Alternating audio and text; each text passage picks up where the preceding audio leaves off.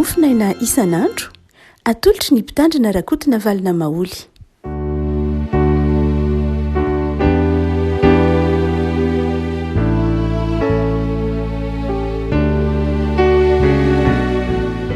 Falmerabantsika rehefa tratra ity talata fahatelo amby roapolo ny volana septambra ity. Ny mofinaina izay voalahatra ho antsika dia ny filazan-tsaramasinà araka ny Lioka toko fahasivy, Lioka toko fahasivy andiny voalohany ka hatramin'ny andiny fahaenina. Lioka toko fahasivy andiny voalohany ka hatramin'ny andiny fahaenina fakitsika amin'ny anaran'i Jesoa. Jesoa niantso eo ambin'ny folo lahy ankeo aminy ka nanome azy hery sy fahefana hamoaka ny demony rehetra sy hahasitrana aretina. Ary izy naniraka ireo handeha hitory ny fanjakan'Andriamanitra sy hahasitrana ny marary. Ary hoy izy taminy, aza mitondra zavatra ho amin'ny alehanareo na tehina na kitapom-batsy na mofo na vola, ary aza misy mitondra akanjo roa.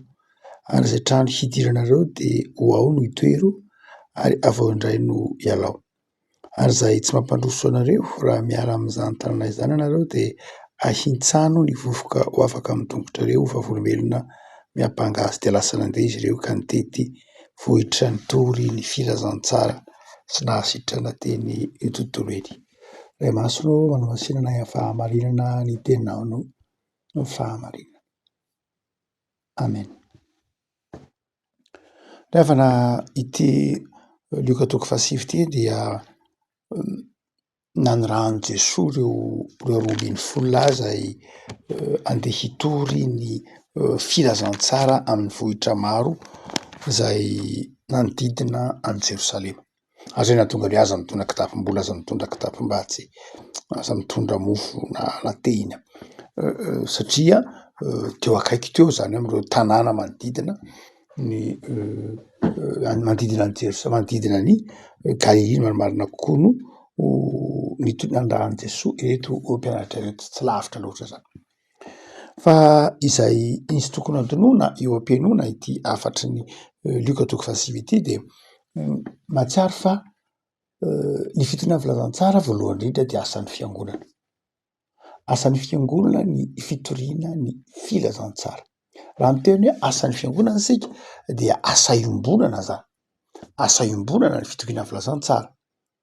Ilay fiombonan'ny mpino, ny antom-pisin'ilay fiombonan'ny mpino dia izao mitory ny fanjakan'Andriamanitra. Zany hoe rehefa ny fisian'ilay fiangonana, ny fisian'ilay fiombonan'ilay mpino dia toy ny famantarana hita maso ny fisian'ny fanjakan'Andriamanitra ety ambonin'ny tany. Ary ny antom-pisian'ilay fanjakan'Andriamanitra, ilay fiangonana ety ambonin'ny tany dia mitory izany fahatsarana ny fanjakan'Andriamanitra izany.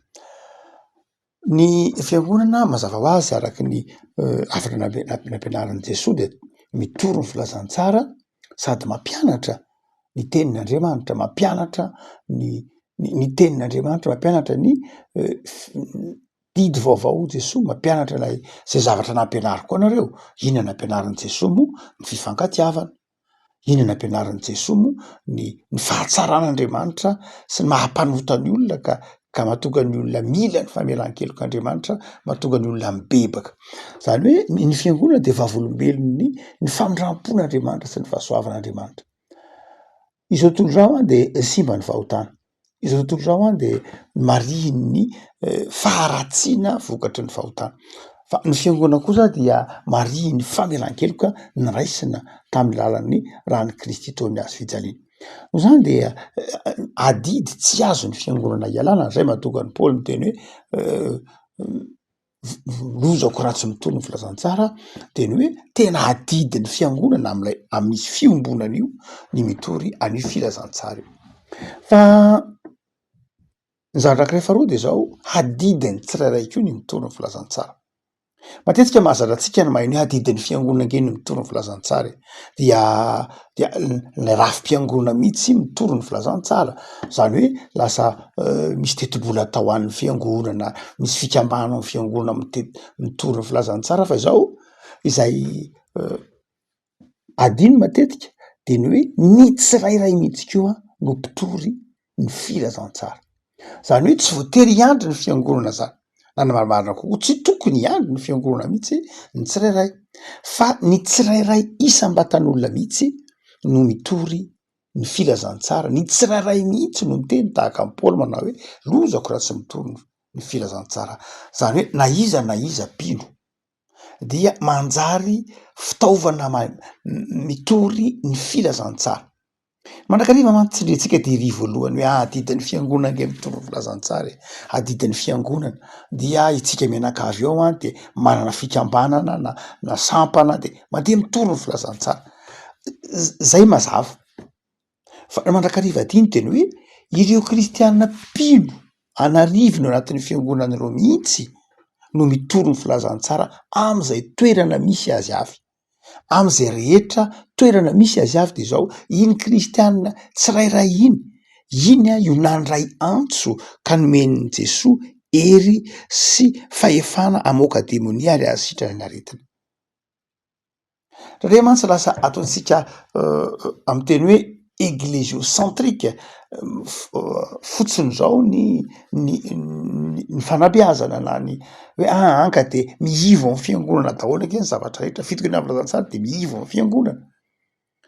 Ny protestantisme rehefa koa de efa nanitsy zay fomba fisainana hoe ny fiangonana rafitra ihany no mitory ny filazantsara. Iny aloha efa mazava ny fiangonana mitory ny filazantsara, fa ny fiangonana protestanta izay nipoitra tamin'ny réforme dia nanome toerana lay tsirairay avy, tsy hoe miafina ao ambadiky ny daholobe, miafina ao ambadiky ny maro anisy, fa ny tsirairay avy mihitsy de nambaran'ny protestanta hoe io famonjena io de individuel, io famonjena io dia ny tsirairay avy, tsy hoe io famonjena io zany dia latsaka ho an'ny rehetra miaraka eo, tsy zay loatra zava-dehibe le fiombonana, fa ny fiombonana de zao manomboka amin'ny fahatsapatena ny tsirairay mihitsy aloha te hiombona. Noho zany de zao ny tsirairay avy ao anatin'ny fiangonana, ny mpino tsirairay avy de zao tompona andraikitra amin'ny famonjena ny tenany. Ino hoe tompona andraikitra amin'ny famonjena ny tenany? Zany hoe tompona andraikitra mahampino azy ka hiatrika samy irery ny fitsaran'Andriamanitra. Ny tsirairay avy zany no ifanaritava amin'Andriamanitra, tsy hoe miaraka mifanaritava amin'Andriamanitra akory ny fiangonana rehetra hoe io zany ny fiangonana anana de reto tonga de miatrika ny fitsarana miaraka, tsy zay, fa ny tsirairay de andalo amin'ny fitsaran'Andriamanitra. Satria ny famelan-keloka de noraisina nomena ny tsirairay, ny fanamasina de nomena ny tsirairay. Raha nilatsaka ny fanamasina tamin'ny asan'ny apôstôly toko faharoa fotoana pentekosta dia ny tsirairay avy no nisy lay lelafo tarehina afo teo amboniny. Zany hoe ny fanamasina dia raisina nomena ny tsirairay, nomena ny fiangonana ao anatin'ny fiangonana, fa izao nomena ny tsirairay ny fanamasina. Ny tsirairay no mahana fahazavantsaina, ny tsirairay nandray famelan-keloka, ny isam-batan'olona nandray lay filazantsara ary mitory lay filazantsara. Io fandraisana andraikitry ny tsirairay io no mandrakariva adino. Dia dia no heverino fandraisana andraikitry ny tsirairay dia miangona isan'alahady, dia manao adidy. Ino eo? Fa izao move le tsirairay nitory ny filazantsara. Raha ohatra ka ireo tsirairay isam-batan'olona ireo no mitory ny filazantsara, mahatsiaro fa nomen'Andriamanitra hery, nomen'Andriamanitra famelan-keloka de zao ho vitaingina ny fitokiana filazantsara, ho vetivety ny fitokiana filazantsara, fa tsy miandry fiangonana, tsy miandry lay fiangonana moa zany eo, fa tsy miandry lay hoe miandry ny be sy ny maro hitaitra anao programa an'asa, anao fandarana asa amin'ny fitokiana filazantsara, fa reny dia ataon'ny fiangonana miaraka, fa lay ataonao tsirairay mba inona? Efa mba nahataona olona anankiray ve ianao handray an'i Jesoa? Atao vera misy kristianina 9 tapitrisa na 10 tapitrisa eto Madagasikara, ka reo 10 tapitrisa ireo mitory amina kristianina anankiray tsirairay avy, tsy miandro hoe lafitra honanao, fa ny tsirairay fotsiny, ny taona amin'ny tsirairay, de efa avy roeny zany nisan'ny kristianina. Ary reo kristianina vao avy nandray reo koa mitory de vetivety kely ao anatin'ny asa. 2 taona na 3 taona de kristianina Madagasikara. Fa izao ny olana de ity tsy manao zay andrasan'ny tompo amin'ny ilay tsirairay. manadino n'ilay adidiny ny tsirairay avy hoe za de manana adidy ity filazantsara ity tsy hoe amin'ny fiangonana ihany fa amihitsy zany nametrahany tompo azy, zany nandray ny filazantsara, zany nandray famelan-keloka no zany de zao mandeha mitory ny filazantsara. Fa ao anata zany toe-panahy zany ary raha ohatra ka manaraka tsara isika ny Luka 2:6 zany tsika manao hoe ny filazantsara torino io de zao adidin'ny fiangonana fa adidin'ny tsirairay ko dia inona ary raha ohatra ka jerentsika inona ary no ny toe-panahy tokony ho ananantsika na itsika eo anatin'ny fiangonana mitory ny filazantsara na ny tsirairay avy any anatin'ny fiarahamonina mitory ny filazantsara, inona ny tokony ho toe-panahintsika raha mamaky ity Luka 2:6 ity isika de zao ny voalohany indray de itya ny fanehoana fa antso ny fitoriana ny filazantsara io, antso ny fitoriana ny filazantsara, zavatra tsy reharehana zany, zavatra atao amin'ny fanetretena satria antso notolorana anao zany lay izy, notolorana ho adidinao, notolorana ho andraikitrao de tanterahina ao anatin'ny fanetretena satria rehefa miteny hoe antso eto Lioka de zao antso handray hery, antso handray fahefana, atsorina antso handray fitahina ary satria zany fitahina eto satria hery satria fahefana fitahina zany de zao tsy avy aminao zany fa avy amin'Andriamanitra zay mahafahasoavana azy aikay ny fitoriana ny filazantsara ataon'ny fiangonana de fahasoavana ho an'ny fiangonana, ny fitoriana filazantsara ataon'ny tsirairay dia fahasoavana ho an'ny tsirairay, tsy eta mavesatra zany ary zay mahatonga an'i Paoly miteny hoe tsy tokony monomonina mihitsy ange ianareo amin'ny asa fitoriana filazantsara tony satria izy tony ange fahasoavana ho anareo satria tsy nantsoina ianareo anao zavatra tsy vitanareo fa nantsoina isika handray hery, handray fahefana, handray zay rehetra entitsika mahatanteraka ilay asa fitoriana filazantsara na ho an'ny tsirairay io na ho an'ny fiangonana de zao omen'Andriamanitra atsika zay ilaitsika fa atsika mitory ny filazantsara no zany ny tsy tokony andolotsika zany de zao antso ho amin'ny fahasoavana ny fitoriana filazantsara.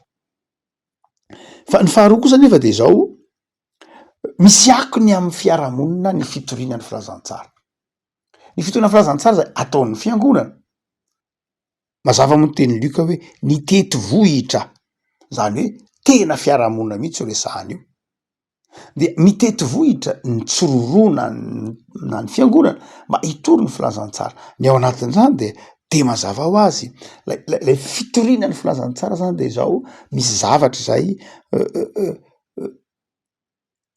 fiezahana tsy maintsy atao, fiezahana satria manjary misy akony eo anatin'ny fiarahamonina azo tsapahitanana ny vokatry ny fitoriana ny filazantsara sitrana amin'ny marary ary afaka amin'ny fatorana ny fiarahamonina. Lioka moa manao zava-dehibe mihitsy any hoe filazantsara manafaka amin'ny fatorana amin'ny Lioka de zay mihitsy ny filazantsara toriana de manafaka amin'ny fatorana, manafaka amin'ny fangejana ataon'lay ratsy ny fiarahamonina no zany revako malala tsy hoe antso amin'ny fahasoavana ihany lay io fitoriana filazantsara ataotsika io tsy hoe de antso amin'ny fahasoavana ihany izy io zava-dehibe zay fa izao io fitoriana filazantsara ataotsika io de zao manafaka ny fiarahamonina ary azo tsapahitanana mihitsy anivon'ny fiarahamonina eny ny asan'ny tsirairay sy ny asan'ny fiangonana. Dia ny fahatelo zay asehoan'ny Lioka amin'ity 2:6 ity de zao tsy voatery handray an'ny filazantsara akory ny olona, tsy azo terena handray ny filazantsara akory ny olona, misy tsy mandray ary raha misy tsy mandray tsy hoe vavabe akory aminy atao Jesoa, tsy hoe vonoina akory izy, tsy hoe satria lohany izy satria tsy nandray ny filazantsara ho Jesoa manao ahitsahany fotsiny vovoka amin'ny tongotrareo. Midika zany de zao tsy ilaina ny miteny ratsy olona, tsy ilaina ny manozona olona satria tsy nandray ny filazantsara izy fa ny dikany hoe ahitsahano amin'ny vovoka ny tongotrareo de milaza fanetreteny zany, milaza tsy fanereny zany, milaza ny fanajana ny fahafahan'ny olona zany fa tsy midika hoe tsy maintsy terena ny olona latsaina tahaka izay natao tany amin'ny tany Amerika tamin'ny fotoan'andro nataon'ny fiangonana ny terena ny olona handray ny filazantsara, terena ny olona atao batisa, sisy natao batisa de ny vonoina zavatra ny ainan'ny fiangonana zany tamin'ny vanim-potoanan'ny moyen âge hoe terena mihitsy ny olona handray ny filazantsara. Eto any de zao raha tsy mandray ny filazantsara ny olona dia azy sy Andriamanitra zany. Zay ny tika fitao fotsiny zay tokony ataonao. Torio ny filazantsara, ambarao ampitiavana ny tenin'Andriamanitra, fa izao avelao ho an'Andriamanitra ny fanohizana ny asa. Andriamanitra no tsara ny tsirairay avy, tsy tsika no tsara ny tsirairay avy ka hanozona ny tsirairay avy. Ianareo tsy mandray ny filazantsara, nareo devoly sy ny sisa rehetra. Ny mpitono ny filazantsara tsy nampianarin'i Jesosy anana zany ataontsika hoe fitsarana izany, fa mamela ny toy ny asa ho an'Andriamanitra. Nefa ko malala mavesatra ary fitohina filazantsara, tsy hoe asa mora. Matoa Jesosy ny teny manao hoe aza mandeha mihetsikety aloha nareo raha tsy efa mandray ny fanahy masina. De ilazana fa tsy mora ny fitohina filazantsara, fa tsy ilana fanetretena ihany, ilana finoana, ilana fifaliana, ilana herim-batana sy herin-tsaina mihitsy ary mitety vohitra ho iloketo. Afaka malala atao viariny adidy andrasan'i Jesosy aminao ny fitoriana ny filazantsara. Aza manao hoe za tsy mahavita an'izany, aza matao hoe ahoana no anaovako an'izany, fa meteza tariny fanan'Andriamanitra. De mateza anambara amin'ny olona manodidina anao ny fahatsaran'Andriamanitra. De ampahafantaro teneno amin'ny olona fa Andriamanitra de fiainana. Tsy voatery amina teny, amina teolojia lalina be akory vo ny fitohina filazantsara, fa ao anatin'ny fitondratena, ao anatin'ny fitiavana, ao anatin'ny fanomezana ny antsoina hoe exemplarité. Dia zava-dehibe ny mampita ny filazantsara, tsy amin'ny alalan'ny teny ihany fa amin'ny alalan'ny fanomezana ohatra ny fiainana, fanomezana ohatra ny atao. Ny afako zarao ny filazantsara, toy ny filazantsara, fa fantatrao fa fiainana ho anao zany. Ary rehefa natsara zany fiainana ho anao zany ianao, de manjana koa mba mizara fiainana ho an'ny hafa. Ivavaksika tompo ao misotranao zahay noho ny amin'ny filazantsara zay noraisinay taminao, de manafatra anay koa ianao atsiaro fa asan'ny fiangonana sy asan'ny tsirairay avy ny fitoriana ny filazantsara.